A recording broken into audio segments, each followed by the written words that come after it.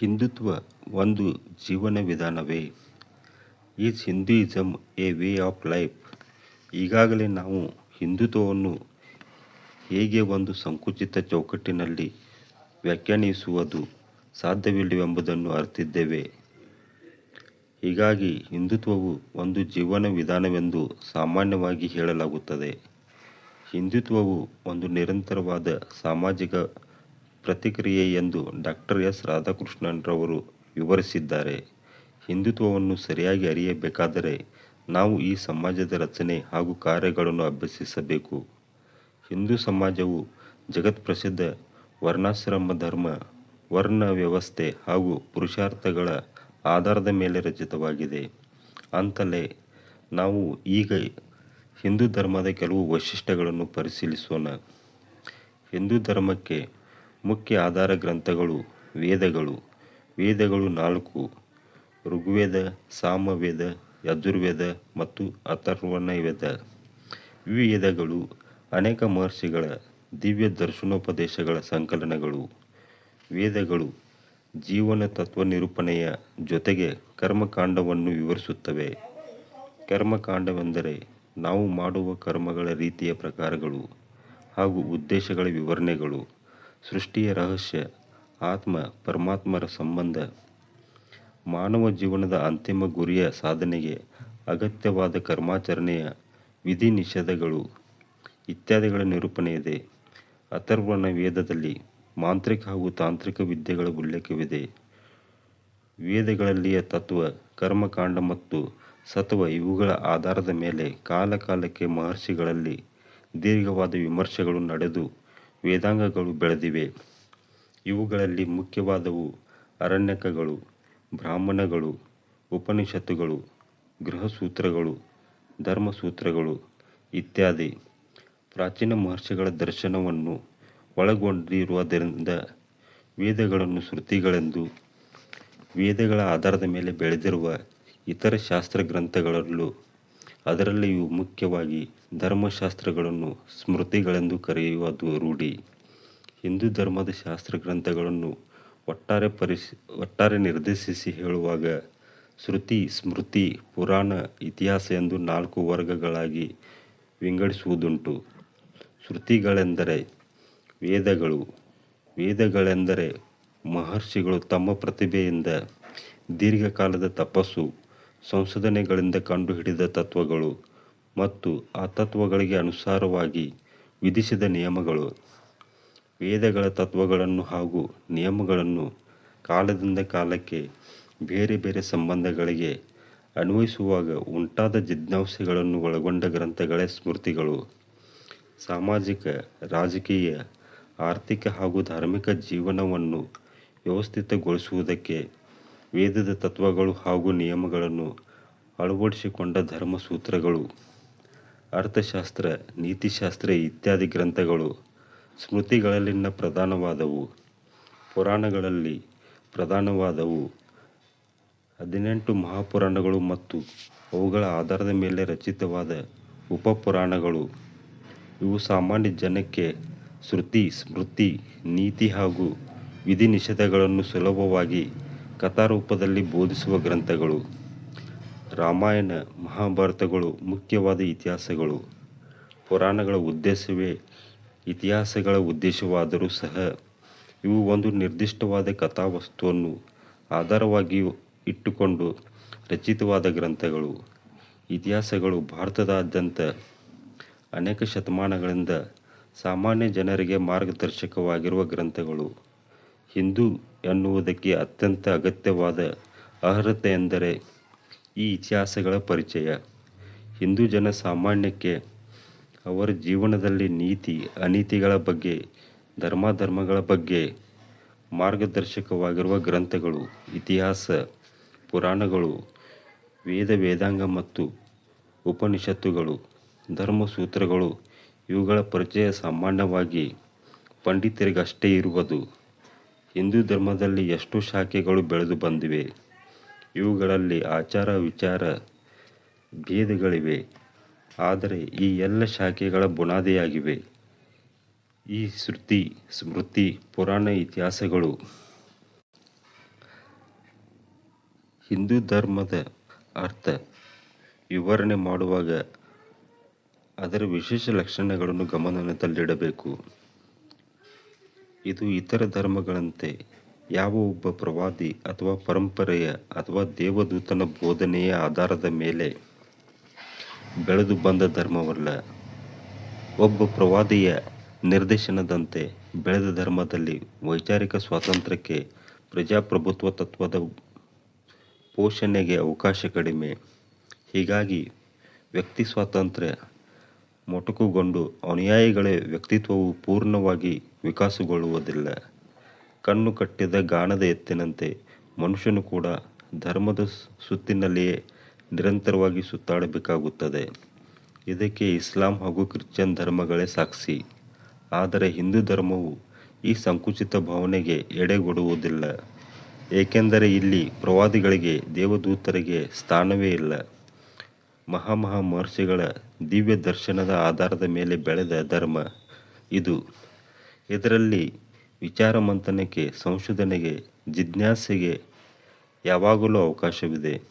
ನಮ್ಮ ಇತಿಹಾಸದಲ್ಲಿ ಕಾಲಕಾಲಕ್ಕೆ ಆಚಾರ್ಯರು ಅವತರಿಸಿ ಬ್ರಹ್ಮಸೂತ್ರ, ದಶೋಪನಿಷತ್ತು ಮತ್ತು ಭಗವದ್ಗೀತೆಗಳಿಗೆ, ಪ್ರಸ್ಥಾನತ್ರಯಗಳಿಗೆ ತಮ್ಮದೇ ಆದ ಟೀಕೆಗಳನ್ನು ಕೊಟ್ಟಿದ್ದಾರೆ.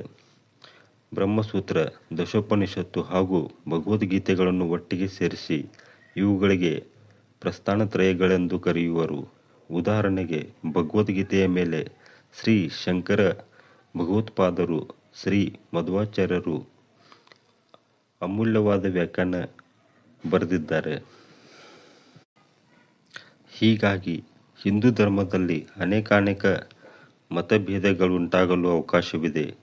ಈ ಥರದ ಮತಭೇದ ಇನ್ಯಾವ ಧರ್ಮದಲ್ಲಿಯೂ ಕಂಡು ಬರುವುದಿಲ್ಲ. ಇದು ಹಿಂದೂ ಧರ್ಮದ ವೈಶಿಷ್ಟ್ಯ. ಈ ಕಾರಣದಿಂದಲೇ ಹಿಂದೂ ಧರ್ಮದಲ್ಲಿ ಪರಮತ ಸಹಿಷ್ಣುತೆ ಒಂದು ಮುಖ್ಯ ಲಕ್ಷಣವಾಗಿದೆ. ಪ್ರಪಂಚದ ಇತರ ಎಲ್ಲ ಮತೀಯರು ಸಹ ಭಾರತದಲ್ಲಿ ಬಂದು ನೆಲೆಸಿ ಭಾರತದ ಪ್ರಜೆಗಳಾಗಿರುವುದಕ್ಕೆ ಕಾರಣ ಇದೆ. ಪರಮತ ಸಹಿಷ್ಣುತೆ ಎನ್ನುವ ಮಾತು ಅದರ ನಿಜವಾದ ಅರ್ಥದಲ್ಲಿ ಅನ್ವಯಿಸುವುದು ಹಿಂದೂ ಧರ್ಮವೊಂದಕ್ಕೆ.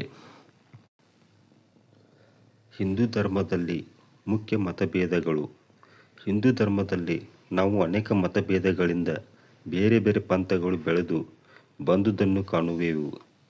ಅದ್ವೈತ, ದ್ವೈತ, ವಿಶಿಷ್ಟಾದ್ವೈತ ಮತ್ತು ಶುದ್ಧಾದ್ವೈತ ಹಾಗೂ ವೀರಶೈವ ಹೀಗೆ ಅನೇಕ ಪಂಥಗಳನ್ನು ಕಾಣುವೆವು. ಇವು ಕ್ರಮವಾಗಿ ಶ್ರೀ ಶಂಕರಾಚಾರ್ಯರು, ಶ್ರೀ ಮಧ್ವಾಚಾರ್ಯರು, ಶ್ರೀ ರಾಮಾನುಜಾಚಾರ್ಯರು, ಶ್ರೀ ವಲ್ಲಭಾಚಾರ್ಯರು ಹಾಗೂ ಶ್ರೀ ಬಸವೇಶ್ವರರಿಂದ ಹೆಚ್ಚು ಪ್ರಚುರಗೊಂಡವು. ಆಚಾರ್ಯತ್ರಯರಾದ ಶ್ರೀ ಮಧ್ವಾಚಾರ್ಯ, ಶ್ರೀ ಶಂಕರಾಚಾರ್ಯರ, ಶ್ರೀ ರಾಮಾನುಜಾಚಾರ್ಯರು ದಶೋಪನಿಷತ್ತು, ಬ್ರಹ್ಮಸೂತ್ರ ಮತ್ತು ಗೀತೆಗಳೆಂಬ ಪ್ರಸ್ಥಾನತ್ರಯಗಳ ಮೇಲೆ ಮಾಡಿರುವ ವ್ಯಾಖ್ಯಾನಗಳ ಆಧಾರದ ಮೇಲೆ ಹಿಂದೂ ಧರ್ಮವು ನಾನಾ ವಿಧದಲ್ಲಿ ರೂಪಿತವಾಗಿದೆ. ಶ್ರೀ ಶಂಕರಾಚಾರ್ಯರು 8ನೇ ಶತಮಾನದಲ್ಲಿ ಪ್ರಸ್ಥಾನತ್ರಯದ ಆಧಾರದ ಮೇಲೆ ಅದ್ವೈತ ಮತವನ್ನು ಸಾರಿದರು. ಬ್ರಹ್ಮ ಸತ್ಯ, ಜಗತ್ತು ಮಿಥ್ಯ ಎಂಬುದು ಈ ಪಂಥದ ಸಾರ. ಅಂತಿಮ ಸತ್ಯವಾದ ಬ್ರಹ್ಮನನ್ನು ಅರಿಯುವುದೇ ಜೀವನದ ಧ್ಯೇಯ. ಬ್ರಹ್ಮ ಸಾಕ್ಷಾತ್ಕಾರವಾದವನು ಜೀವನ್ಮುಕ್ತನಾಗುವನು ಎಂದು ಸಾರಿದರು. ಬೌದ್ಧ ಮತದ ಜನಪ್ರಿಯತೆಯಿಂದ ಸನಾತನ ಧರ್ಮ ಅವನತಿ ಹೊಂದುತ್ತಿದ್ದಾಗ ಶ್ರೀ ಶಂಕರಾಚಾರ್ಯರು ಅದ್ವೈತ ಮತವನ್ನು ಪ್ರಚಾರಗೊಳಿಸಿ ಬೌದ್ಧ ಧರ್ಮದ ಅಬ್ಬರವನ್ನು ಭಾರತದಲ್ಲಿ ನಿಲ್ಲಿಸಿದರು. ಇವರು ಹಿಂದೂ ಧರ್ಮೀಯರಲ್ಲಿ ಶುದ್ಧವಾದ ಜ್ಞಾನವನ್ನು ಬೆಳೆಸಲು ಅನೇಕ ಗ್ರಂಥಗಳನ್ನು ಬರೆದರು. ಮಧ್ವಾಚಾರ್ಯರ ದ್ವೈತ ವೇದಾಂತದ ಪ್ರಕಾರ ಬ್ರಹ್ಮ ಮತ್ತು ಜಗತ್ತು ಯಾವಾಗಲೂ ಭಿನ್ನವೇ. ಈ ವಿಶ್ವವು ಬ್ರಹ್ಮನ ಅಂಗವಾಗಲು ಸಾಧ್ಯವಿಲ್ಲ. ಜಗತ್ತು ಎಲ್ಲ ರೀತಿಯಲ್ಲೂ ಅಪೂರ್ಣ. ಬ್ರಹ್ಮ ಒಂದೇ ಪೂರ್ಣ ಮತ್ತು ಶಾಶ್ವತ ಸತ್ಯ. ಕಾರಣ ಈ ಮಣ್ಣಿನ ಅಂಶವಾದ ಮಾನವನು ಯಾವಾಗಲೂ ಅಪೂರ್ಣನೇ. ಕಾರಣ ಜ್ಞಾನ ಮಾರ್ಗ, ಭಕ್ತಿ ಮಾರ್ಗ, ಪ್ರವೃತ್ತಿಗಳ ಮುಖಾಂತರ ಮಾನವನು ಬ್ರಹ್ಮನ ಸಾಮೀಪ್ಯಕ್ಕೆ ಅಥವಾ ಸಾಲೋಕ್ಯಗಳಿಗೆ ತಲುಪಬಹುದು. ಉದಾಹರಣೆಗೆ, ಹನುಮಂತ ರಾಮನಾಗಲಿಲ್ಲ, ರಾಮನ ಸನ್ನಿಧಿಯಲ್ಲಿ ಮಾತ್ರ ಇದ್ದನು. ಮೋಕ್ಷವೆಂದರೆ ಪ್ರಪಂಚದ ದುಃಖದಿಂದ ಮತ್ತು ಜೀವನ್ಮರಣಗಳಿಂದ ಶಾಶ್ವತ ಮುಕ್ತಿ ಪಡೆದು ಪರಬ್ರಹ್ಮನ ಸಾಮೀಪ್ಯ ಸಾಧಿಸುವನು. ಈ ರೀತಿಯಾಗಿ ಜೀವಭೇದ ಸಹಿತವಾದ ತಾರತಮ್ಯವನ್ನು ದಾರ್ಶನಿಕರಲ್ಲಿ ಧೈರ್ಯದಿಂದ ಪ್ರಮಾಣಪೂರ್ವಕವಾಗಿ ಸಾರಿದವರಲ್ಲಿ ಮಧ್ವಾಚಾರ್ಯರು ಮೊದಲಿಗರು. ಆಯಾ ಜೀವಿಗಳ ಸ್ವಭಾವ ಸಿದ್ಧತೆಗೆ ಯೋಗ್ಯತೆಗೆ ಅನುಸಾರವಾಗಿ ಸಾತ್ವಿಕ, ರಾಜಸ, ತಾಮಸ ಜೀವಿಗಳಾಗಿರುತ್ತಾರೆಂದು ವಿಭಾಗ ಮಾಡಿದ್ದಾರೆ. ರಾಮಾನುಜಾಚಾರ್ಯರ ವಿಶಿಷ್ಟಾದ್ವೈತದ ಪ್ರಕಾರ ಜಗತ್ತು ಮಿಥ್ಯೆಯಲ್ಲ, ಮಾಯೆಯಲ್ಲ. ಬ್ರಹ್ಮ ಅಂತಿಮ ಸತ್ಯವಾದರೆ ಬ್ರಹ್ಮನ ಭೌತಿಕ ದೇಹ ಕೂಡ ಸತ್ಯವೇ ಆಗಿರಬೇಕು. ಅದಕ್ಕೆ ಅವರು ಒಂದು ಉದಾಹರಣೆ ಕೊಡುವರು. ದಾಳಿಂಬರ ಹಣ್ಣಿನ ರಸದ ರುಚಿ ಎಷ್ಟು ಸತ್ಯವೋ ಹಣ್ಣು ಅಷ್ಟೇ ಸತ್ಯ. ಆದ್ದರಿಂದ ಜಗತ್ತು ಸಂಸಾರ ತ್ಯಾಜ್ಯವಲ್ಲ. ನಮ್ಮ ದೇಹ ಭಗವಂತನ ದೇಹವಾಗಿದ್ದರಿಂದ ಅದು ಸದಾ ಪವಿತ್ರವೇ. ಕಾರಣ ಅದು ಒಂದೇ. ಭಗವತ್ ಸಾಕ್ಷಾತ್ಕಾರಕ್ಕೆ ಅದು ಸಾಧನ. ಆದ್ದರಿಂದ ವಿಶಿಷ್ಟಾದ್ವೈತದ ಪ್ರಕಾರ ಜ್ಞಾನ ಮಾರ್ಗವೆಂದರೆ ಬ್ರಹ್ಮ ಮತ್ತು ಜಗತ್ತು ಎರಡೂ ಸತ್ಯವೆಂದು ಅರಿತು ಈ ವಿಶ್ವವನ್ನು ಪವಿತ್ರ ಭಾವನೆಯಿಂದ ಕಂಡು ಜಗತ್ತಿನ ಮೌಲ್ಯಗಳನ್ನು ಸದುಪಯೋಗಪಡಿಸಿಕೊಳ್ಳುವುದರಿಂದ ಭಗವಂತನ ಪ್ರಾಪ್ತಿ ಮಾಡಿಕೊಳ್ಳಬೇಕು. ಬ್ರಹ್ಮ ಸಾಕ್ಷಾತ್ಕಾರಕ್ಕೆ ಜ್ಞಾನ ಮಾರ್ಗಕ್ಕಿಂತ ಭಕ್ತಿ ಮಾರ್ಗವು ಶ್ರೇಷ್ಠ ಹಾಗೂ ಸುಲಭ. ಭಕ್ತಿ ಮಾರ್ಗ ಅವಲಂಬಿಸಿದವನಿಗೆ ಶಾಸ್ತ್ರಜ್ಞಾನ ಬೇಕಿಲ್ಲ, ವೇದಾಧ್ಯಯನ ಅನವಶ್ಯಕ. ಅವನು ಉಚ್ಚ ಜಾತಿಯಲ್ಲಿ ಹುಟ್ಟಿರಬೇಕೆಂದಿಲ್ಲ. ಭಕ್ತಿ ಮಾರ್ಗಕ್ಕೆ ಜಾತಿ ಭೇದ ಏನೂ ಇಲ್ಲ, ಲಿಂಗ ಭೇದವಿಲ್ಲ. ಎಲ್ಲರೂ ಭಗವಂತನಲ್ಲಿ ಸಂಪೂರ್ಣ ಶ್ರದ್ಧೆಯನ್ನಿಟ್ಟುಕೊಂಡು ಅನನ್ಯ ಪ್ರೇಮದ ಮೂಲಕ ಬ್ರಹ್ಮ ಸಾಕ್ಷಾತ್ಕಾರವನ್ನು ಪಡೆಯಬಹುದು. ಸಾಯುಜ್ಯವು ಸರ್ವರಿಗೂ ಸಾಧ್ಯವೆಂಬುದೇ ಈ ಮತದ ಸಾರ.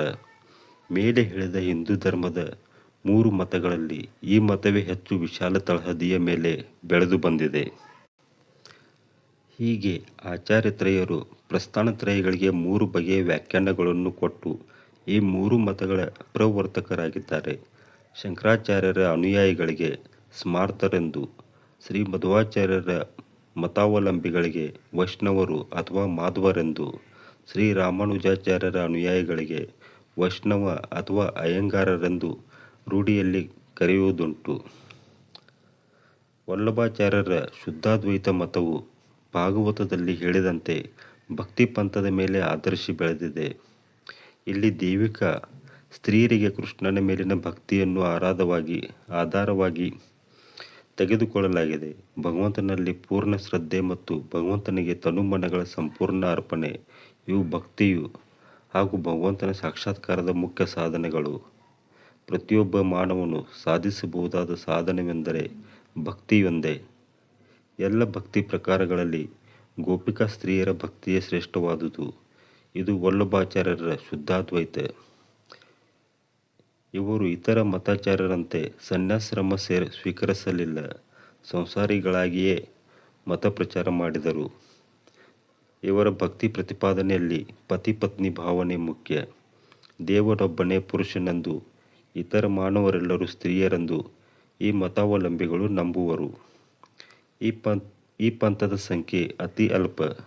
ಗುಜರಾತ್ ಮತ್ತು ಅದರ ಸುತ್ತಮುತ್ತಲಿನ ಕೆಲವು ಭಾಗಗಳಲ್ಲಿ ಮಾತ್ರ ಶುದ್ಧಾದ್ವೈತದ ಅನುಯಾಯಿಗಳನ್ನು ಕಾಣಬಹುದು. ನರಸಿಂಹ ಮೆಹ್ತಾ ಹಾಗೂ ಮೀರಾಬಾಯಿ ಇವರು ಈ ಪಂಥದ ಪ್ರಚಾರವನ್ನು ತಮ್ಮ ಶುದ್ಧ ಜೀವನದಿಂದಲೂ ಭಜನೆಗಳಿಂದಲೂ ಕೈಕೊಂಡರು. 12ನೇ ಶತಮಾನದಲ್ಲಿ ಶ್ರೀ ಬಸವೇಶ್ವರರು ವೀರಶೈವ ಧರ್ಮದಲ್ಲಿ ಒಂದು ಅತ್ಯಂತ ಹೊಸ ವಿಧಾನವನ್ನೇ ಬೆಳಕಿಗೆ ತಂದರು. ಇವರು ಪ್ರಾಚೀನವಾದ ವೀರಶೈವ ಮತಕ್ಕೆ ಅತ್ಯಂತ ವ್ಯಾಪಕವಾದ ಹಾಗೂ ವಿಶಾಲವಾದ ತಳಹದಿಯನ್ನೇ ರೂಪಿಸಿದರು. ವೀರಶೈವ ಮತದಲ್ಲಿ ಮೇಲು ಕೀಳು, ಸ್ತ್ರೀ ಪುರುಷರೆಂಬ ಭೇದವಿಲ್ಲ. ಇದಲ್ಲದೆ ಇದಕ್ಕೂ ಹೆಚ್ಚಾಗಿ ಒಂದು ಅನುಪಮ ಅಂಶವೆಂದರೆ ಶ್ರೀ ಬಸವೇಶ್ವರರು ಅನುಭವ ಮಂಟಪವನ್ನು ಸ್ಥಾಪಿಸಿ ಎಲ್ಲ ಜನರೊಡನೆ ಸುಶಿಕ್ಷಿತರು, ಅಶಿಕ್ಷಿತರು, ಉಚ್ಚರು, ನೀಚರು, ಸ್ತ್ರೀ ಪುರುಷರೊಡನೆ ಮುಕ್ತವಾಗಿ ನೀತಿ ಅನೀತಿಗಳ ಬಗ್ಗೆ ಚರ್ಚೆ ಮಾಡಿ ಕೊನೆಗೆ ಒಂದು ಆಚಾರ ಸಂಹಿತೆಯನ್ನು ರೂಪಿಸಿ ಜನಸಾಮಾನ್ಯರಿಗೆ ತಿಳಿಯುವಂತೆ ಮಾಡಿದುದು.